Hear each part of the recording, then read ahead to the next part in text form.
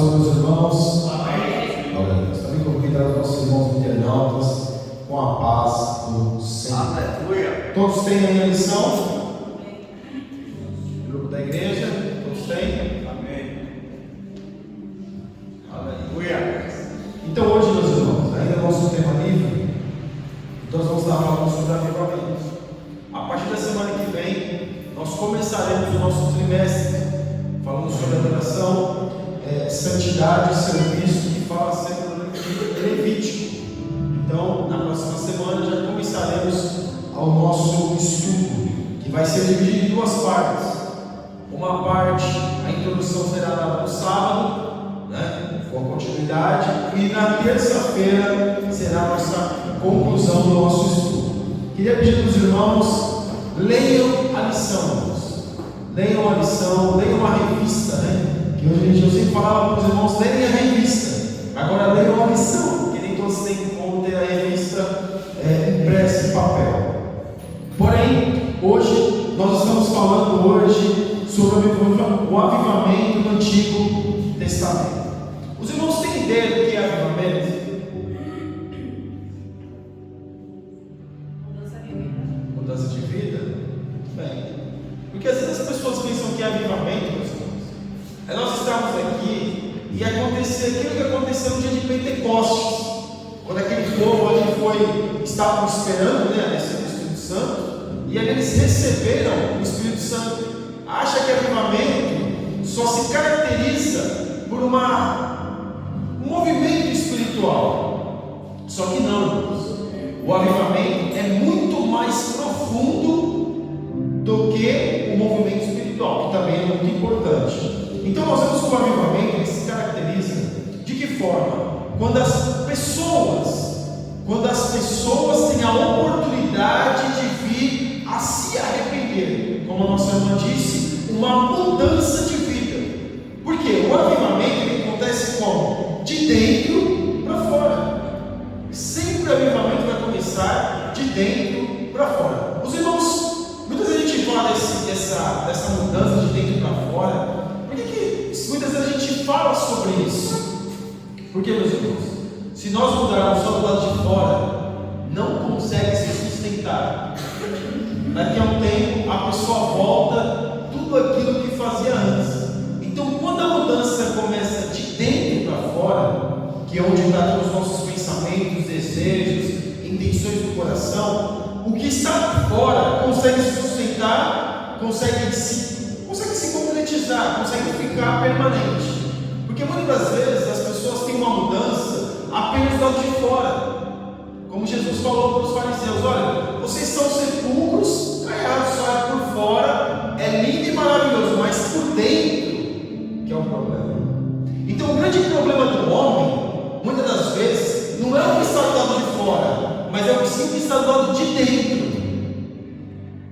A única coisa que nós vamos levar, meus irmãos, para a eternidade, não é o que está do lado de fora, mas é o que está do lado de dentro. As nossas faculdades mentais, nós vamos levar para a eternidade. Aonde está? Na nossa alma, no nosso espírito.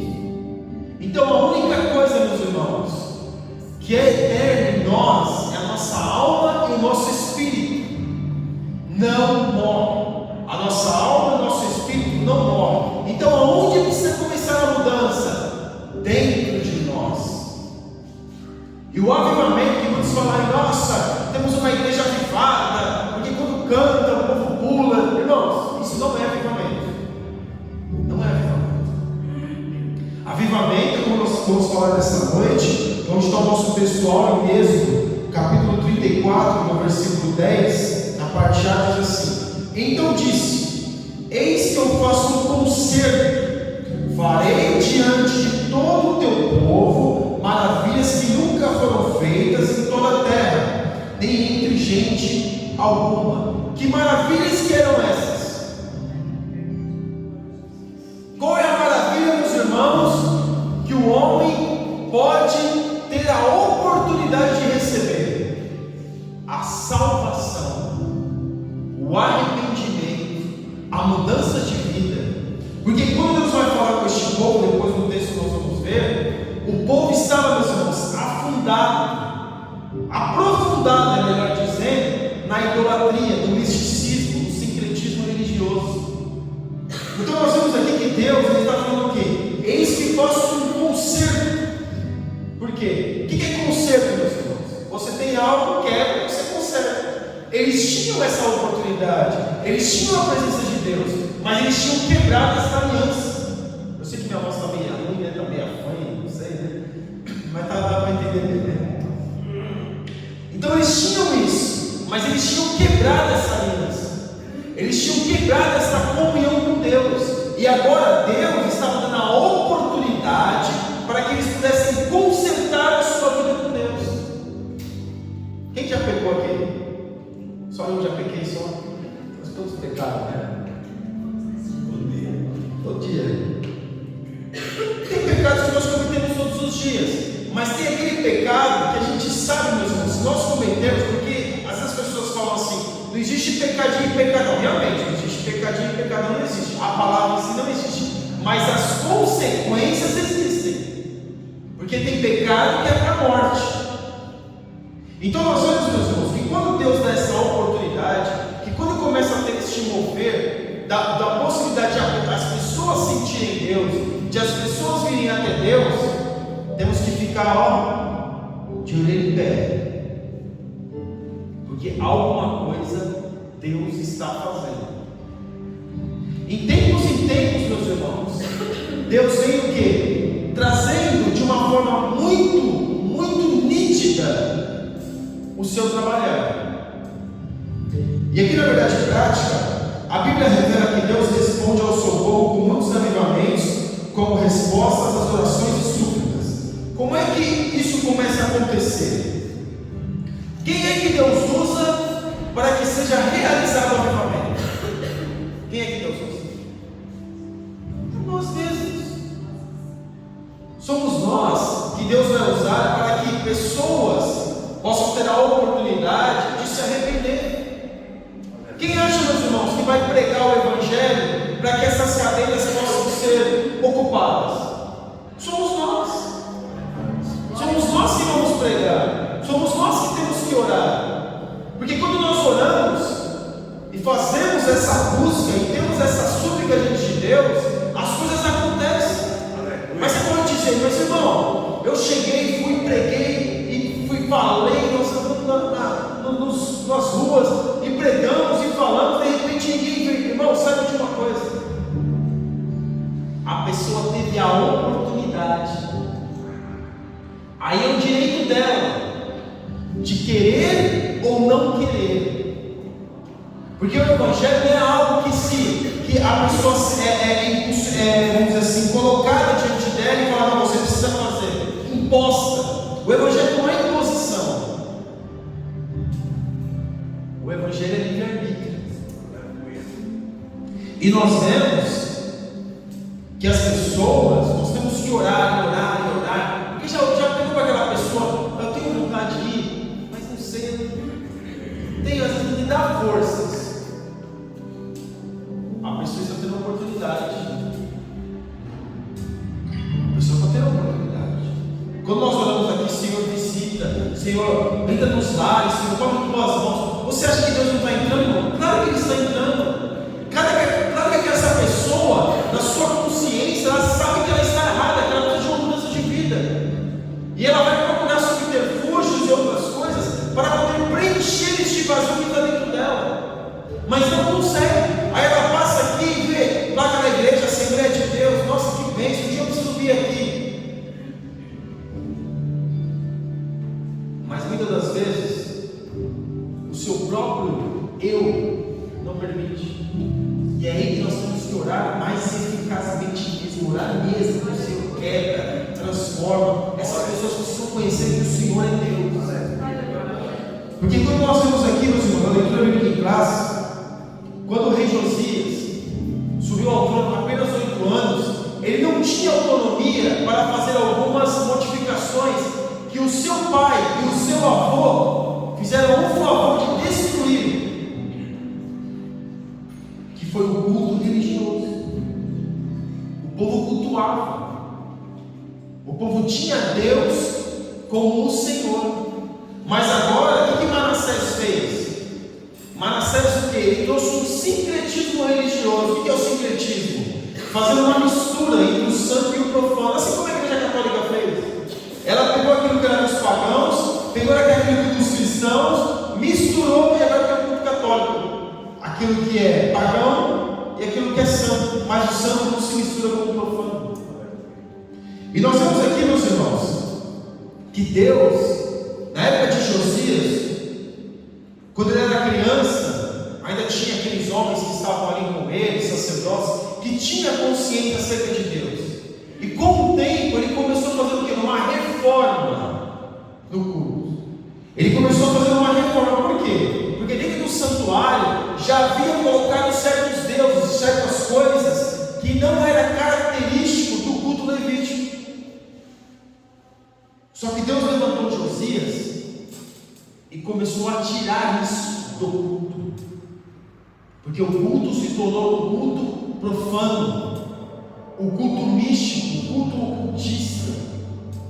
Sabe, meus irmãos, que o Evangelho ele é algo simples, ele é algo singular, e muitos querem trazer inovações para dentro da igreja, muitos querem trazer inovações para trazer um avivamento, muitos querem colocar luzes para as pessoas terem ali uma sensação de leveza, uma sensação de ter os seus pecados perdoados, uma sensação de bem-estar. Mas não tem, porque as pessoas querem misturar o culto, assim como havia acontecido aqui no livro de Crônicas, e também está no livro dos Reis, em 2 Reis, não é eficaz. Muitos querem trazer inovações para dentro da igreja, para atrair pessoas, para atrair um certo público. Não funciona. Não funciona. E Manassés e Amon tentaram fazer isso, tentaram seguir esses preceitos, tentaram fazer essa junção entre santo e profano, e as pessoas começaram a cada dia mais ficar idólatras, se afundaram no pecado, se afundaram na iniquidade. E aí nós temos agora um povo pós-cristão. Apesar que essa palavra cristão só vem no Novo Testamento com Cristo, mas aqui era um povo pós-adoradores de Deus. Não queria saber de Deus. Mas como é Deus é bom, né, irmãos? Como Deus faz algo que nós não merecemos. Este povo aqui, nós temos uma ideia, que nós temos a passagem bíblica vai dizer que eles perderam o livro da lei.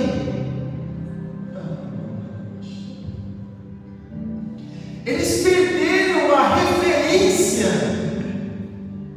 Eles perderam a Torá, que era a referência que eles tinham de culto, que são os 5 livros da Bíblia, os primeiros 5 livros da Bíblia, o Pentateuco. Eles perderam isso. Aí a Uda, a profetisa, encontrou o livro, estava fazendo a reforma lá, ela encontrou o livro. O povo tinha perdido essa sensibilidade da palavra de Deus, uma palavra firme, uma palavra que traz o homem, que convence, e quem convence o homem da justiça do juízo é o Espírito Santo. E quem que traz, meus irmãos, essa noção, essa sensibilidade da palavra? É o Espírito Santo. Este povo perdeu a palavra de Deus. Este povo não tinha mais o desejo e a vontade de interesse. Mas por quê? Tem um culto aqui, mas cadê a palavra? Ninguém nem perguntava sobre a Bíblia, que era a Bíblia naquela época. Não era uma Bíblia como nós temos, eram pergaminhos. Eles tinham vários rolos de pergaminhos e ia ler lá, pega lá o livro de Deuteronômio, pega lá o pergaminho. Também tinha os papiros também, que é uma planta egípcia, que eles fazem, serve o papel ali, mas isso é depois. Perceba, meus irmãos, Perceba o grande problema deste povo. E aqui no versículo 31, e pôs-se o rei em pé em seu lugar e fez concerto perante o Senhor, para andar após o Senhor, e para guardar os seus mandamentos, os seus testemunhos, os seus estatutos, com todo o seu coração e com toda a sua alma, cumprindo as palavras do concerto que são escritos naquele livro.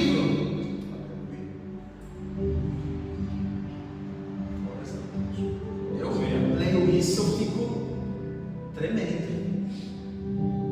Porque Evangelho não é ouvir só. Evangelho é praticar a palavra. Por isso que o Tiago vai dizer: não sejam apenas ouvintes da palavra, mas sejam praticantes. Aleluia. E agora o rei aqui, o rei Josias, ele trabalha para quê? Para ser introduzido uma reforma. A reforma é instaurada, colocada. Arranca-se os deuses, tira para lá isso aí, joga tudo fora. Porque agora nós encontramos o livro da lei. Encontramos o livro da lei, irmãos. Já viu aquela pessoa que você fala assim: vamos para a igreja, peraí que eu vou procurar minha Bíblia. Peraí que eu preciso achar minha Bíblia. Eu não sei onde eu coloquei minha Bíblia. Meu Deus, onde está minha Bíblia? Mas é assim. Porque não se interessa pela Bíblia. Esqueceu da palavra. E exatamente isso aconteceu. Agora perceba uma coisa, meus irmãos. Entre o rei, o povo fica bem. Um rei bom, o povo fica bem. Entre um rei mau, o povo fica mal. Entre um rei bom, o povo fica bem. Entre um rei mau, o povo fica mal. O povo não tem identidade. O povo é levado por ventos de doutrina. Porque, claro, meus irmãos, no meio deste povo aqui, existiam sacerdotes, existia um povo que ainda era fiel. Mas na sua grande maioria é levado por ventos de doutrina. Não tem um fundamento na palavra. Nós precisamos ter um fundamento, raízes profundas na palavra de Deus. Aleluia. Para não sermos enganados. Glórias a Deus. Porque, meus irmãos, nós podemos pegar aqui a palavra de Deus, uma palavra doutrinária que nós defendemos, e de repente o irmão da internet, quando ele vê um pregador famoso, falar de repente algo totalmente uma heresia. E você vai dizer: ah, mas o irmão Gabriel, o pastor Gabriel pregou isso. Mas quem é o pastor Gabriel? Esse aqui é o pastorzão, né? Esse aqui é o homem da mídia. O sacerdote está falando lá, mas quem é o sacerdote? Agora aqui é o rei que está falando. Nós temos que adorar esses deuses aí. Veja, meus irmãos, um povo sem identidade, o que não acontece. Olha como está a igreja no Brasil. E algumas igrejas no mundo, até mesmo em Portugal, algumas denominações. Olha como está. Olha como estão alguns ministérios que tinham um fundamento, que tinham uma doutrina bíblica. Olha como está. E o povo, ao invés de reivindicar isso, não, agora está bem. Eu não vou nem falar aqui, porque deixa para lá, vai entrando na questão aqui. Deixa para lá, vai. Melhor não. Mas aqui na nossa introdução, houve momentos em que o povo israelita deixou-se levar por práticas estranhas que provocaram a ira de Deus e, consequente punição da nação. Claro, meus irmãos, o que aconteceu aqui, e que nós estamos estudando hoje, não foi a primeira vez. Não foi a primeira vez. E não foi a única. Porque nós vemos isso acontecendo com os juízes. Levantava um juiz bom, povo, glória a Deus, eu vou vencer. Aí daqui a pouco outro juiz lá, o povo ficava, era dominado por outro povo. Então o povo sempre teve ali altos e muito baixos. Não é altos e baixos, é altos e muito baixos. E muito baixos mesmo. Quando essa situação parecia não ter saído, um homem ou uma mulher de fé levantava-se de maneira humilde e quebrantada, buscando a Deus, confessando os pecados do povo.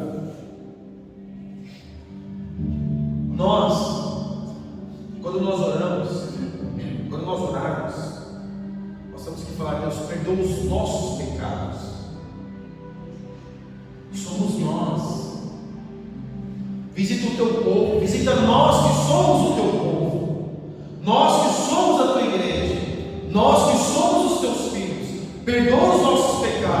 perdoa as nossas iniquidades, perdoa os nossos problemas, perdoa as nossas situações, nos perdoa, Senhor, nos perdoa, porque ninguém é mais santo que ninguém, meus irmãos. O avivamento ele começa quando a pessoa que está orando, ela começa a orar e se coloca ali na brecha e fala: Senhor, nos perdoa a mim, me perdoa, perdoa o teu povo, e coloca, meus irmãos, não que você está se assemelhando ao pecador, ao mundano, não é isso, mas você está atraindo a atenção de Deus, nos perdoa. Porque, meus irmãos, aquele que está em pé, olha para que não caia. Ninguém tem imunidade aqui, meus irmãos. Imunidade não, uma vez salvo, salvo para sempre. A Bíblia, a doutrina que nós defendemos não é essa. Nós temos que estar vigilantes todos os dias. E aqui no tópico 1, panorama dos avivamentos do Antigo Testamento, avivamento no tempo de Moisés. O que aconteceu? O povo estava na sua terra. Jacó era pai dos filhos, dos homens, das tribos. Houve uma seca, os irmãos conhecem a história. Eles tiveram que mudar. Mas como que houve essa mudança? Através de José. José foi pedido pelos seus irmãos ao Egito. Ele desceu para o Egito, ficou preso no Egito, se tornou governador do Egito. E aí desceu o povo para lá, os irmãos foram comprados. Depois desceu a família toda ficar se instalada no Egito. Mas não era ali, alguns dizem que não eram bem os faraós que estavam ali. Eram os íxos, que praticamente ali dominaram depois os faraós, dominaram os egípcios, depois foram dominados pelos egípcios. Mas aí é outra história. Mas a questão aqui que eu quero avisar para os irmãos era que o povo ficou escravo naquela nação. O povo tinha se esquecido acerca de Deus. O povo tinha o seu culto, o povo sabia que era Deus, porém, não estava cultuando a Deus devidamente. E aí, meus irmãos, alguns dizem que esse foi o primeiro avivamento da Bíblia. Porque quando houve Enoque, quando houve Noé, as pessoas teve a oportunidade, só que não aceitaram. Quando Deus levantou Enoque, Enoque andava com Deus. Todo mundo veio Enoque andando com Deus. Testemunho de Enoque. Não houve ali um avivamento. Quando a época de Noé lá pregando, fazendo a arca lá, e 100 e tantos anos estava falando do amor de Deus, falando que haveria chover. Nunca houve chuva, nunca tinha havido chuva. E eu vou além, meus irmãos. Os irmãos sabiam que na época de Noé não existia barco? O navio ou os barcos foram existir depois, bem depois, com os egípcios, para fazer ali, para transitar no Rio Nilo. Noé não tinha nenhuma referência. Ele não construiu um barco, ele construiu um transatlântico. Uma coisa enorme, muito, muito grande. E outra, Noé não estava perto do mar, Noé estava bem longe do mar. Mas ali perceba que o avivamento, a oportunidade do arrependimento. Só que o povo não quer. O povo não quer Deus. O povo está vendo um homem lá fazendo algo, uma coisa tão estranha aí. Esse homem está construindo isso aí. Ah não, ele é um maluco. Como a gente sai aí, meus irmãos, falando: olha, Jesus vai voltar, Deus te ama. Não há nada aí, vocês estão falando um bando de, né? Hoje blasfema, mas amanhã vai sentir falta. E nós vemos aqui, meus irmãos, quando Moisés, os irmãos conhecem a história, Moisés é criança, ele começa a matar as crianças, e Moisés é colocado ali, Moisés entra no palácio, não, Moisés entra no palácio, e vai estudar sobre os egípcios, sobre a cultura egípcia, que era a potência da época. Deus pega Moisés, tira Moisés de lá, Moisés tem um encontro com Deus, Moisés vai lá na sarça ardente ali, tem um encontro, quando ele está em Midian. Glória a Deus. Agora eles vão ter a oportunidade do avivamento. Veja como Deus trabalha na história. Agora eles vão ter a oportunidade do avivamento. Que avivamento era esse? De ser liberto dos egípcios, de ser liberto da escravidão e começar a cultuar a Deus. Agora eles vão ter consciência do que é pecado. Agora eles vão ter referência do pecado. Tinha antes? Tinha. Mas não era algo muito específico. Era mais o pecado da consciência. Porque antes de Moisés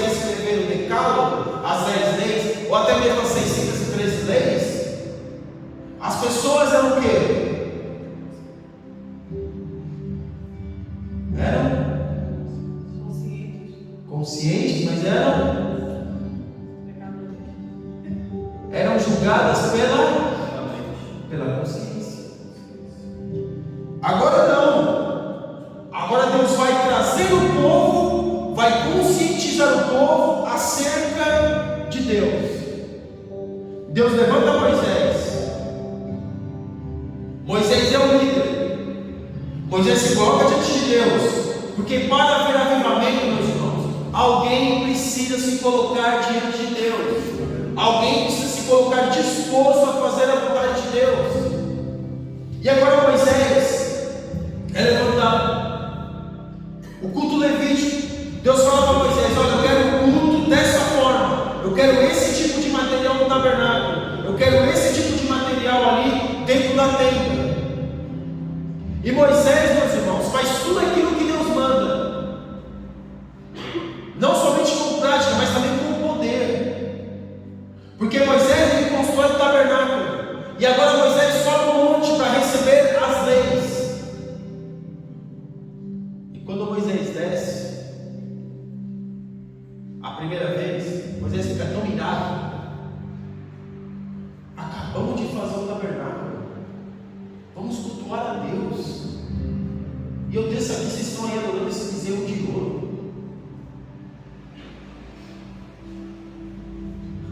Tá legal, prenda, irmãos. Às vezes a gente quer fazer o bem, mas às vezes as pessoas não retribuem como a gente espera. Imagine Moisés, que era o homem mais manso da terra. Imagine Moisés, todo contente, depois de 40 dias no monte, jejuando. E quando ele desce para o monte com as tábuas da lei, todo feliz, e quando ele vê aquele povo adorando o bezerro de ouro, ele quebra as tábuas. Às vezes dá vontade de esganar certas pessoas, né? Dá vontade de esganar. Prega o evangelho, prega,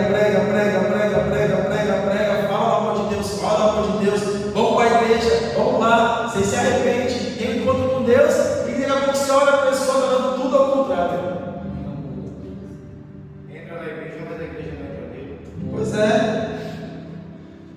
E nós vemos, meus irmãos, que Moisés,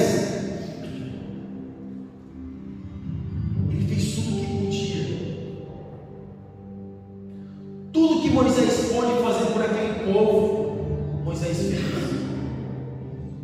Ele sobe depois do monte outra vez, pega as tábuas, e agora ele pega as tábuas, não quebra as tábuas, e apresenta, e coloca um código de regras e de leis, que tanto serviria como nação, mas também serviria como culto levítico, como uma religião, vamos dizer assim. Para quê, meus irmãos? Para atrair o povo para Deus. Por que Deus vai fazer uma tenda no meio do deserto? Para atrair o povo para Ele. Porque o povo tem a referência acerca de algo que eles possam ver, e eles poderiam ver a tenda, que a tenda ficava no meio e as 12 tribos ao redor. Então o povo poderia olhar para a tenda e ver que Deus estava cuidando deles, não precisava de muito. Quando ele olhava para cima, eles iam lá, durante o dia a coluna de nuvem, e durante a noite a coluna de fogo. E estava lá sem fazer nada, daqui a pouco caía uma maná lá, comia, estava tudo certo. As roupas não envelheciam. Isso é avivamento. Muitos ali, meus irmãos, aceitaram Jesus, aceitaram a Deus, viram o poder de Deus. Mas infelizmente muitos vão para o inferno consciente. Vai para o inferno consciente. Eu já citei aqui uma vez. As pessoas muitas vezes acham que 70 anos para determinar o lugar que vai parar eternamente é pouco. Não é, meus irmãos. Porque essa pessoa vive 5.000 anos, ela vai viver na mesma vida, ela não vai mudar de vida. Porque ela não quer mudar de vida, ela gosta da vida de pecado. Ela não quer mudar de vida. Ela não quer se arrepender. E aqui nós temos, meus irmãos, Moisés.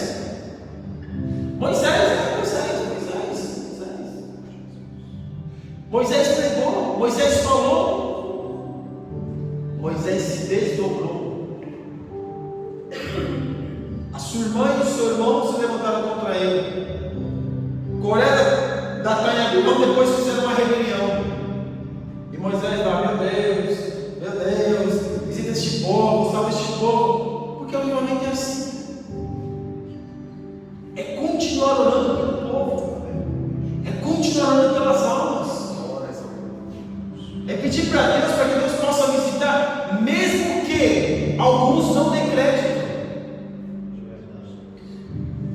E aqui, na parte 2, o avivamento do tempo de Samuel. Olha o que aconteceu no tempo de Samuel, Jesus. Apesar que teve alguns avivamentos aí nesse meio de tempo, mas olha o que aconteceu no Samuel. Olha como estava o culto, irmãos. Um culto extremamente profano. Um culto de ladrões. Porque era isso que os filhos do sacerdote, do sumo sacerdote eram. Ladrões. Ofni e Finéias eram ladrões.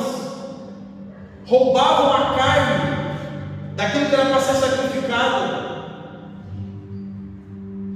E Eli, vendo tudo isso, ele foi complacente ao pecado dos filhos.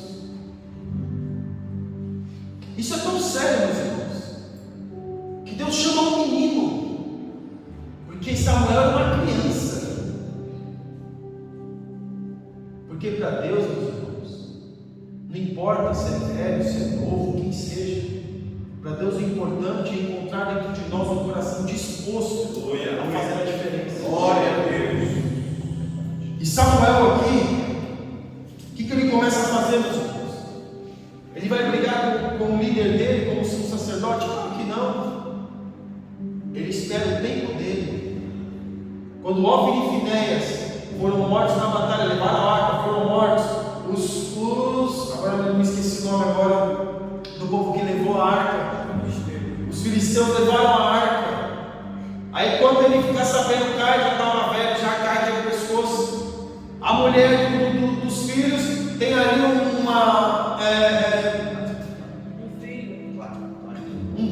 parto espontâneo. Ainda coloca o nome do menino de Carol. Mas aí Deus levanta quem? Deus levanta Samuel para reestruturar aquilo que estava destruído, que era o culto. O culto estava sendo, meus irmãos, já tinha sido destruído por estes homens, mas Deus levantou um homem sério, Samuel, para começar a pregar, para trazer o povo ao arrependimento. Perceba, em tempos, Deus traz o povo ao arrependimento. E o primeiro a se arrepender não é o de fora, não, é o de dentro. Porque a gente pensa, o arrependimento vai ser o povo de fora, vai vir os incrédulos, vai vir essas. Não, mas o arrependimento começa dentro da casa. É no nosso meio que começa. E aqui nós já falamos do avivamento no tempo de Josias. Diante desse momento incerto, o rei Josias realizou uma verdadeira reforma espiritual na vida da nação. Avivamento dá trabalho. Avivamento não é fácil. Pregar o evangelho genuíno dá trabalho. Porque o evangelho verdadeiro muitos não querem ouvir. Muitos não querem saber. Preferem escutar o pastor aí que prega o que eles querem ouvir. Mas pregar a verdade, fazer uma reforma, meus irmãos, eu defendo uma reforma protestante da igreja. Eu defendo. A nossa, graças a Deus, está muito bem doutrinamente o ensino. Mas quando eu estava gravando os vídeos ainda, os vídeos da escola dominical, teve a lição da reforma protestante. E eu falei para os irmãos, a igreja, a Assembleia de Deus precisa de uma reforma protestante. Porque eu não posso falar da casa dos outros, eu falo da nossa casa. A nossa igreja deve, graças a Deus, ter uma doutrina pautada nos valores que nós defendemos. Mas aqui, meus irmãos, na parte 2, no tópico 2, confissões de pecados e retorno à palavra de Deus, o chamado de Neemias. O que este homem tinha a ver com o povo, meus irmãos? Ele só era o povo do povo. Ele só fazia parte do povo, tinha participação do povo. Mas ele estava bem como copeiro do rei. E o que Deus faz com ele? Deus coloca nele um desejo, uma vontade, uma preocupação com os seus patrícios, com os seus conterrâneos.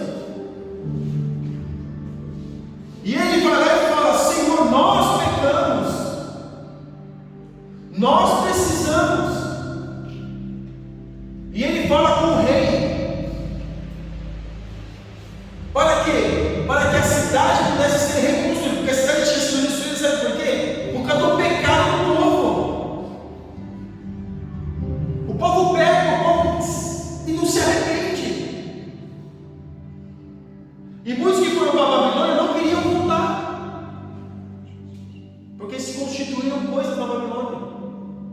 Mas aqui nós temos, meus irmãos, na parte 2, a confissão de pecados. E faça a confissão pelos pecados dos filhos de Israel, que pecamos contra ti. Também eu e a casa de meu pai pecamos. Neemias coloca-se na mesma situação do que os outros. Porque o diabo é assim, meus irmãos. Ele espera só um pinguinho de soberba da nossa parte, para nós cairmos exatamente onde nós somos soberbos. Porque nunca diga, nunca vou fazer isso. Misericórdia, não, isso é frustrado. Só os fracos, não ora aí, tá vendo? Não orou aí, Deus, não faça isso. Mas faça como Neemias. Nós pecamos.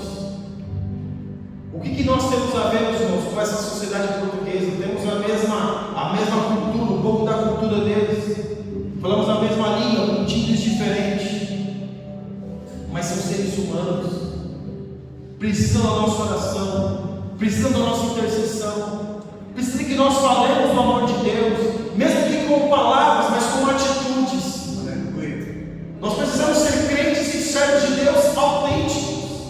E Neemias aqui estava tranquilo na tranquilidade. O que ele faz, meus irmãos? Ele se dispõe a fazer algo. Porque o avivamento começa com quem? Com pessoas. E as pessoas, para acontecer, precisam do que? Se disponibilizar. Neemias se disponibiliza. Estava bem, tranquilo, mas o meu povo está sofrendo. Porque o povo plantava de dia, quando tinha colheita, como não havia muros, os outros povos que estavam vizinhos lá invadiam, roubavam uma parte da colheita, eles estavam sendo roubados continuamente. Então, para você roubar, o que tem que fazer? Reformar ou construir os muros. Mas uma coisa interessante, meus irmãos, aqui em Neemias, é que na parte 3, o avivamento foi em cima. O povo sabia que era pecador. E agora Neemias com Esdras, que Neemias, no livro de Neemias vai citar Esdras, acha-se o livro da lei. O povo estava tão sedento, que eles ficaram ouvindo Esdras ler o livro da lei no palco. Não algo assim sofisticado como aqui, mas algo que poderia ser sobressaído entre as pessoas. Ficaram das 6 horas da manhã até meio-dia aproximadamente, ouvindo de pé, todos de pé, querendo ouvir a palavra de Deus. Todos estavam de pé. Aleluia. Por isso, meus irmãos, o avivamento nos traz também o ensino. Nós precisamos desejar aprender da palavra de Deus. Nós precisamos desejar cada vez mais a Deus. Nós precisamos ler a Bíblia. A sede pela palavra de Deus, o desejo de se aprofundar em Deus. Porque no avivamento, quando Deus usa alguém para avivar, para que pessoas possam ser avivadas, a pessoa precisa ter conteúdo, porque Deus só usa aquilo que nós temos. Só usa aquilo que nós temos. E é que este povo, meus irmãos, eles ficam sedentos por ouvir a palavra de Deus, porque não tinha. E agora Esdras acha o livro da lei e vai ler para este povo. Mas outrora eles rejeitaram. Nós vemos aqui que o avivamento começa com a palavra de Deus. Glória a Deus. Aleluia. Com a palavra de Deus sendo mencionada, com a palavra de Deus sendo vivida. Nós queremos avivamento, nós queremos que as pessoas cheguem, nós queremos que as pessoas sejam tocadas, sejam visitadas pela palavra, pela presença de Deus. Mas só podemos fazer isso quando nós ensinamos a palavra de Deus, quando nós fazemos menção da palavra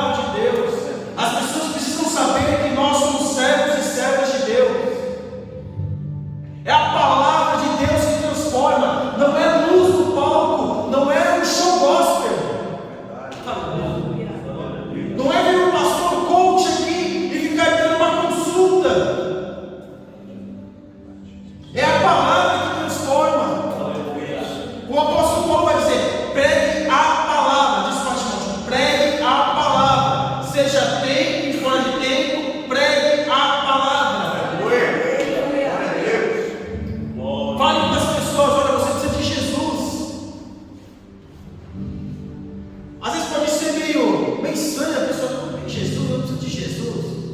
Mas ali pode ficar, ó, em tempos pode vir isso na mente dela. Ela precisa de Jesus.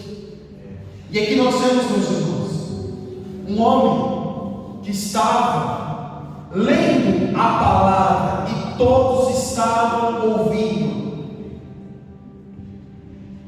E nós vemos o que aconteceu. Construíram os muros, fizeram uma reforma,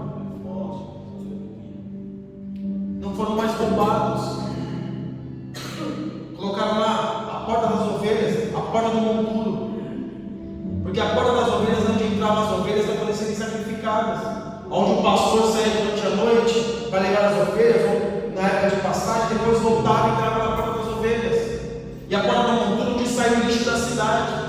Agora imagine as ovelhas, aquilo que às vezes ia ser sacrificado ali no templo, que era um templo modesto, e o lixo saiu pela mesma porta. E quando falamos tudo é lixo,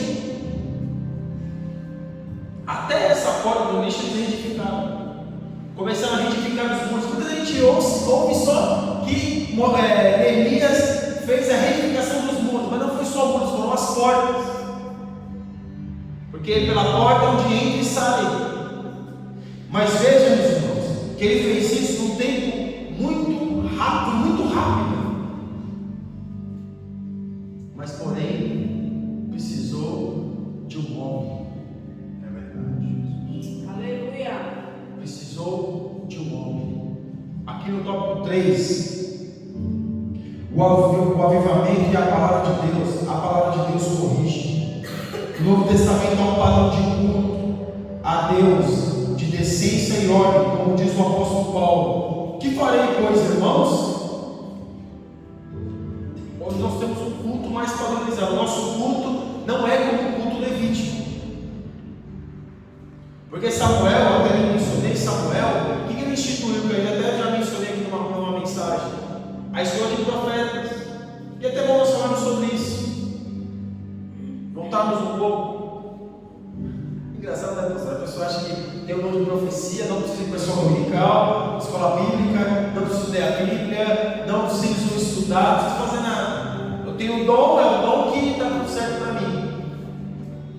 Mas lá naquela época de Samuel já existia a escola de profetas, nós vamos ver lá Elias e Eliseu.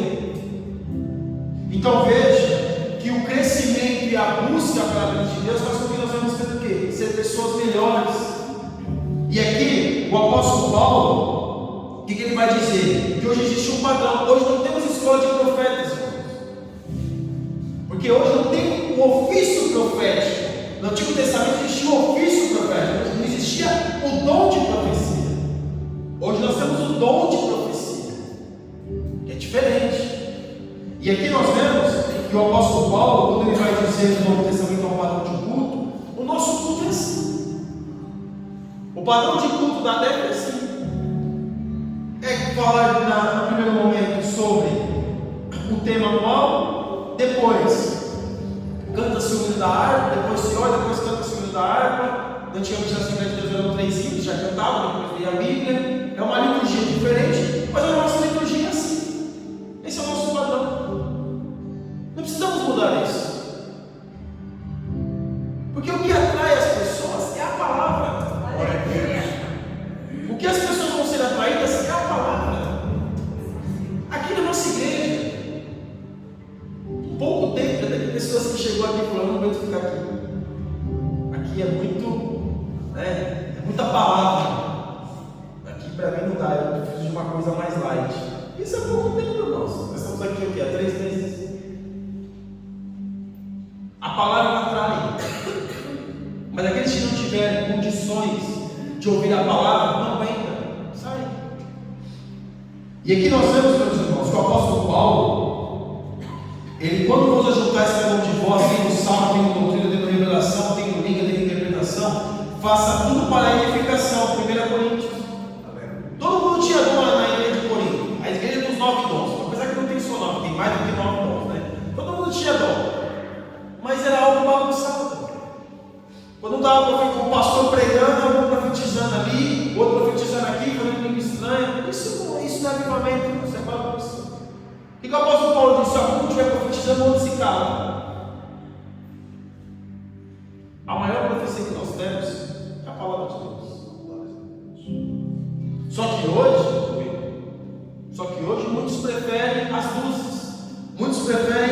prancha no púlpito. Muitos preferem um latão cheio de coisas no púlpito. Mas você vai dizer, não, mas isso é a liturgia de culto deles. Não, irmãos, isso é formas. Isso são treinamentos que as pessoas recebem como crescimento de igreja. Existem seminários para crescimento de igreja. Como você faz para a sua igreja crescer? A forma que eu tenho que falar, a forma que eu tenho que abordar, a forma que eu tenho que gesticular. Para crescimento de igreja. Eu olho para Jesus e não vejo Jesus fazendo nada disso. Eu não vejo nem João Batista fazendo isso. O povo andava 18 quilômetros para ouvir João Batista, sair de Jerusalém, andava 18 quilômetros. Para ouvir João Batista no deserto. Porque é a palavra que atrai, é a palavra com poder, é a palavra de unção, é a palavra, meus irmãos, que vai dentro do homem e possibilita a ele a oportunidade do arrependimento. É a palavra, é a palavra. Que tipo de crente que vai ser formado se a gente ficar aqui com luzes? Agora nos acaba o culto, tira as cadeiras aí, vamos fazer um baile aí, vamos fazer um corredor aí. Que absurdo dentro da igreja. Você pode achar que é absurdo? Acha que não existe isso? Uma roda de viola dentro da igreja. Tem um quentão, não tem um quentão da festa junina? Na igreja é um crentão. É um crentão. Não é para atrair os jovens. Vamos fazer uma pista de skate na igreja, é para atrair os jovens. Vamos abrir aqui e fazer uma luta aí para atrair os jovens. O que atrai as pessoas é a palavra de Deus. Glória a Deus. Jesus não precisa de inovação nenhuma. Aleluia. O que precisa, meus irmãos, é nós pregarmos a palavra, é nós vivermos a palavra. Aleluia. Isso não funciona, a pessoa pode até aceitar, mas uma pessoa que realmente quer Deus, ela não fica num lugar desse. Não tem problema. Eu sou casado, mas se eu tiver relação com outra mulher, não tem problema, é passar batido. Vamos arquivar isso aí, quem sabe como é que é, né? A carne é fraca, tudo certo e tal, né? Eu sou descolado agora. Isso aí, irmão. É que para nós, muitas vezes, a gente acha que é absurdo. Porque ao primeiro momento, o que o diabo faz? O diabo lança, no primeiro momento, as pessoas pensam que é absurdo. E vai ouvindo, e vai ouvindo, e vai ouvindo, e vai ouvindo, e vai ouvindo. Parece que é uma boa, né?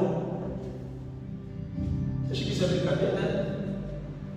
As denominações grandes estão assim. Não pode. Casou com ela. Quem não assistiu ainda a pregação do pastor Robson sobre casamento, assista. Olha, 5 estrelas, como diz o português, né? Casou, e o pastor Joel então falava, pelo menos há uns anos atrás, das reuniões de obreiro. Casou com a sua mulher, vai ficar com ela para o resto da vida. Eu estou escutando ele porque é coisa boa. Vai ficar com ela para o resto da vida.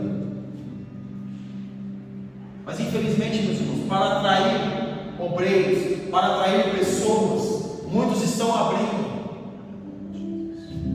Ok? Não, nós temos que ter na igreja da inclusão. Perigoso, hein? Isso é perigoso. Porque nós precisamos atrair as pessoas, né? Que os irmãos já sabem que eu não preciso nem denominar, porque senão não dá problema. Nós temos que ser inclusos, nós temos que ter inclusão. E quando chega aqui, pode sentar, ficar e permanecer do jeito que quiser. Irmão, se a pessoa chegar aqui desse tipo de segmento, ela vai sentar, assistir tudo, vai ser extremamente, muito bem recebida. Mas o evangelho vai continuar sendo pregado. Glórias a Deus. Se ela não for tiver uma mudança, ela não vai aguentar ficar. Não vai aguentar. Então perceba como que é o avivamento. O que o avivamento faz na vida do homem.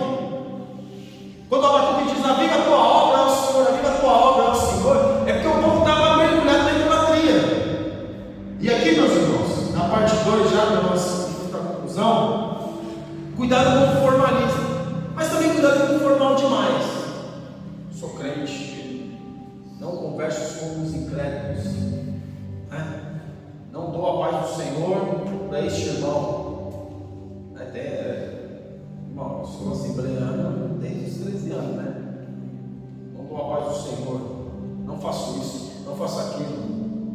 vou tomar banho, eu não posso fazer certas coisas, não posso, eu tenho que tomar banho de terno e gravata, eu tenho que dormir de terno e gravata. Os irmãos acham que, irmão, acho que só eu já ouvi isso. Acho que o senhor também já ouviu, né, pastor? Nós temos que se portar com ordem e decência. O formalismo nós temos que ter, você não tem que ser pessoas formais, mas o formalismo em exagero é perigoso. Nós temos que conversar com as pessoas. Mesmo que você estiver num lugar onde tiver pessoas mundanas, você tem que dialogar com elas, não interagir da forma que eles querem que você interaja, mas da forma ali saudável de interação tem que acontecer. Porque o formalismo demais, ao invés de atrair as pessoas, afasta. Nós temos que ser temperados. Não podemos ser, pragmáticos, é só isso, não quero, não, isso aqui para mim não serve. Nós temos que ser criteriosos, porém ter entendimento e sabedoria como tratar as coisas. Porque senão, meus irmãos, nós vamos ver como crente só carrancudo. Mas também não é também ser aberto para todo mundo, né? Tem que ser, né? Temperante. Porque, meus irmãos, o Espírito Santo de Deus fala conosco, até onde a gente pode ir, com que tipo de assunto a gente pode tratar com as pessoas. O Espírito Santo fala. Quando você entra no assunto, a pessoa entra num assunto que você sabe que não é para você entrar, o Espírito Santo fala ou não fala? O tipo de conversa? Fala, meus irmãos.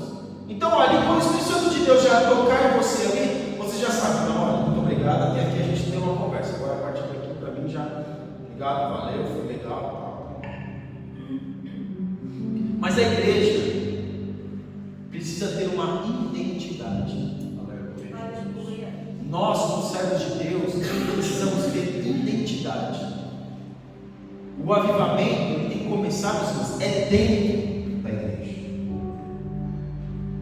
Martinho Lutero, quando ele vai lá, ele era um monge agostiniano, estava lá, aquela coisa toda, né? Das indulgências, das coisas que a igreja católica fazia. Ele começou a ficar descontente com aquilo. E ele era um homem extremamente religioso. Ele praticava a autoflagelação praticamente todos os dias. Os irmãos sabem o que é autoflagelação, né? Todos os dias, praticamente. Ele achou que a salvação estava aí. Ele achou que para ser salvo, ele precisava fazer tudo isso. Mas a história vai dizer que ele encontrou o livro de Romanos, ele encontrou a Bíblia, abriu o livro de Romanos, ele tinha, às vezes lia a Bíblia, mas nunca tinha acendido, vamos dizer assim, uma luz, nunca tinha tido uma interpretação diferente. Mas naquele dia, ele conseguiu ali, Deus abriu a mente dele, ele estava lendo o livro de Romanos, a carta aos Romanos, ele abriu a mente dele, ele conseguiu ler que o homem é salvo pela graça. Porque qual que era a mentalidade da igreja naquela época? Vender a salvação. E será que isso não está acontecendo hoje, não?